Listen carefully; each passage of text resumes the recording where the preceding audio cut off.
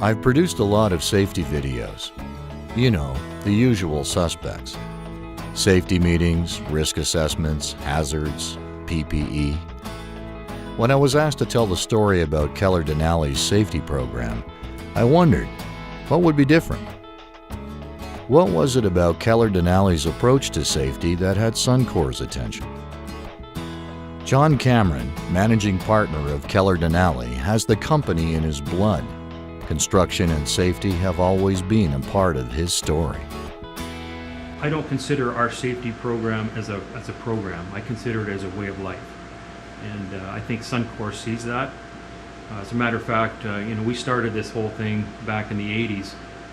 As a matter of fact, my dad, who was the former owner of Keller, started the Alberta Construction Safety Association back in 1988. And so we've had this program or this way of life philosophy since back then. It's early morning at the Suncor site in Graham Prairie. The satellite images of the area confirm the forecast. Rain, rain, and more rain. This is a bulk facility with above-ground tanks, a large storage area, and an office building. On the agenda is an indoor concrete pour. One man will be hosting our visit. His name is Cam Wright, Director of Safety for Keller Denali. He's a dedicated safety professional and a straight shooter. John Cameron describes him this way. He notices things that, if I go onto a job site, I might not notice everything, but he notices everything. And he's a stickler to make sure that everything is done right. Everybody loves Cam, but, sometimes they'll go, well, how did you, why, and he just explains, look, if you do it this way, this is what could happen. So why don't we try doing it this way? This is Peter French. This is our CSO on site. And as we discussed, Nice to meet you. We're here for a safety orientation. Yes. they're here for their orientation. They all have their post Okay. We're doing our job. accreditation. Okay. We did that before we came to site, so Actually, I have it's a up to you. certificate from the online. We all did it. I printed mine because I remembered to print mine. So here's my certification, and he's vouching. Although we have it electronically, if we need to Vouching show for the you. other two? Okay. Yeah. Okay. All right. sounds So good. we're ready to go. So what do we do? Cam has taken the crew under his wing. The truth is, we're a subcontractor, just like any subcontractor on a Keller Denali site. And we account for all the people. Okay. Fire departments get really upset if they're looking for people that are not here. Well, we're not going to get lost because we're with the guy, so we're not going to get lost today. We sign in and settle at the table, where CSO Peter French walks us through the safety orientation. Now you've worked out in other places, and now you're here. What makes this program a higher quality program? I mean, it's earned the attention of a company like Suncor. You have to say, okay, what is Keller Denali doing that makes this program that much stronger, if you will, than say other programs that you've been involved with? I think the biggest thing with Keller Denali's safety program would be following through with it. I've found with a lot of companies, they don't follow through with their safety policies and procedures. But you're walking around, you're dealing with different subcontractors and different guys who are coming up, and they obviously come from other things. Do they find you to be a pain in the ass, or? Once in a while they do, but the biggest thing is for me to make sure they go home safe at the end of the day, and they're able to go home to their families. And I think after a while, for those that maybe came here and had, kind of a certain attitude towards safety, do you think that the Keller Denali philosophy and program kind of wears off on them in a good way? Like by the time they're done their stint here, that maybe they're better for it? I think so. A lot of the guys have come in actually and said that they like the way things are done here and on site, and they feel safe. So where are we off to? Well, we'll go to the tank farm, and I see Williams Petroleum's over there doing some work, so we'll see what they're up to. Okay. You've got your concrete pump working around the same area. And so just watch your footing. It's awful wet and slippery, and I am. you're going to add about 10 pounds to each foot real quick. Yeah, I know. I'll just follow the rules. This is Les Lockhart, he's your site supervisor. Hey, how'd you do? Les is ultimately responsible for this site. What makes the Keller Denali safety program that much better than, say, other programs? Why would Suncor pick this one as the one to talk about? We get audited here every week. We've got a sub, I guess it's just a local safety inspection crew comes out once a week. They audit us once a week, and they also help with us. And I think more than anything, it's just the experience of being with Suncor now for as many years as we have. We know what they expect. Besides the scheduled audits, Keller Denali likes to use LMRAs to keep everyone on their toes. These last-minute risk assessments are part of the culture of keeping safety top of mind every day and every Can you minute. hear me? We approach a welder on the site. My name's Cam. He wasn't I'm the Director of expecting Safety the at Keller unscheduled Denali. visit Nels and I have or met the pop before. quiz. What we'd like to do, I think you're familiar with our LMRA process, aren't you? Yes, Yes? Can you tell me what LMRA stands for? last minute risk assessment. Perfect. Thank you. So I was here yesterday, and actually I was observing some of your work, whether you know it or not, because we do, just walking around. And that, but also today, you moved over a bit. You're cutting over here, now you're doing some grinding. Can you tell me what you thought of before you proceeded with your work today? Obviously, there's been changes. Get in my tar pop for sure. Get in my tar pop. Yeah. My fire extinguisher isn't very Speak up. close.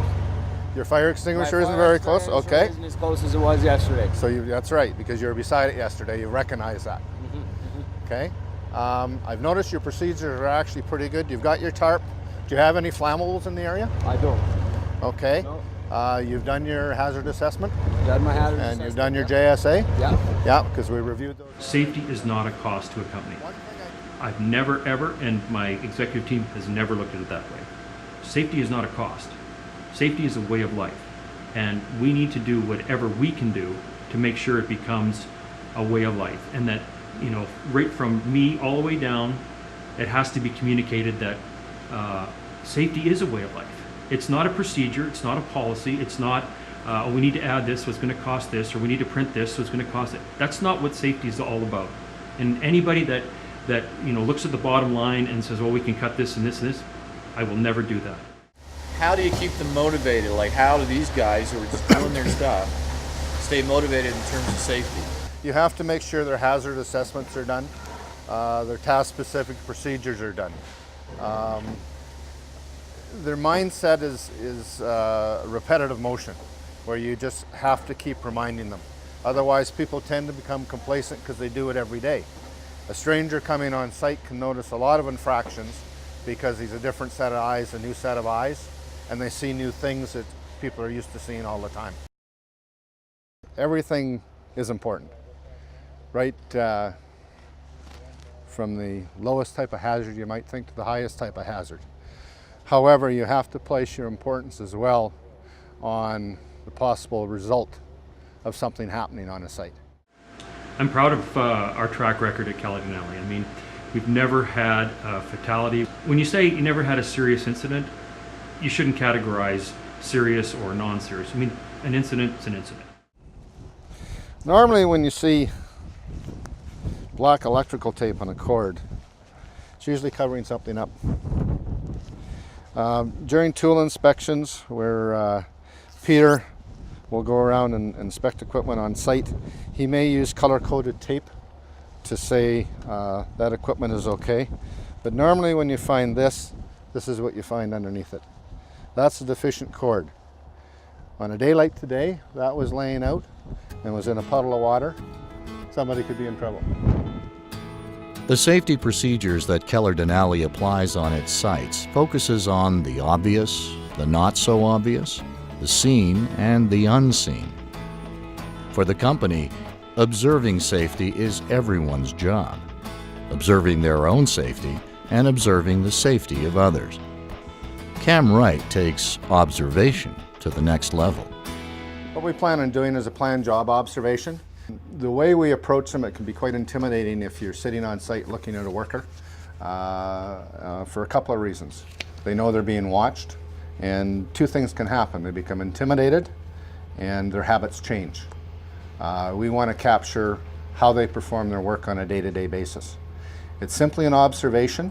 There's a list of particular actions we look for, and from this list we'll determine whether work's safe or at risk, and we'll also determine a root cause to it. Once this is done, we will have a conversation with the worker as to what we found. Okay. Let's just go have a quick peek. Okay, so his work area is basically, it's free of obstructions. He's removed any tripping hazards. Okay. His housekeeping is actually pretty darn good.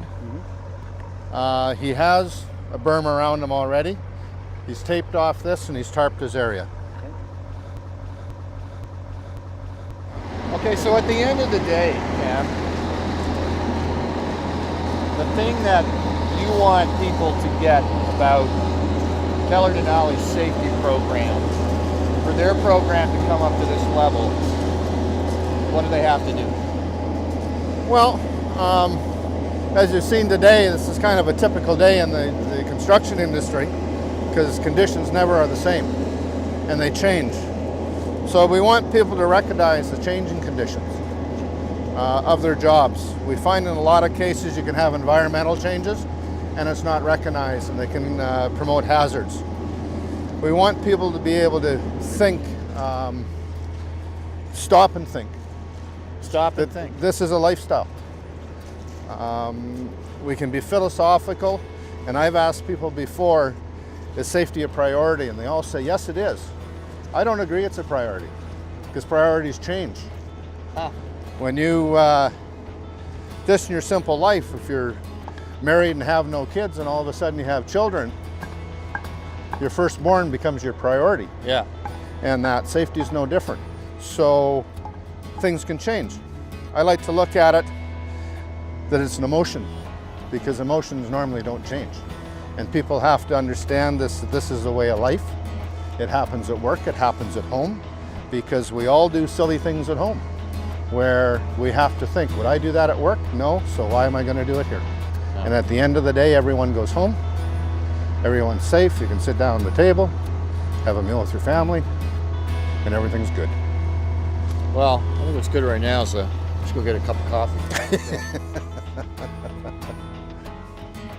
The day is over for me and the crew, but the work for Keller Denali goes on.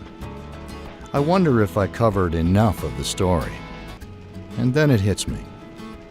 After a day in the rain and mud, working among big concrete trucks, the sparks of a welder, big pumps pushing tons of concrete through its ever-winding hoses, a lot might have happened.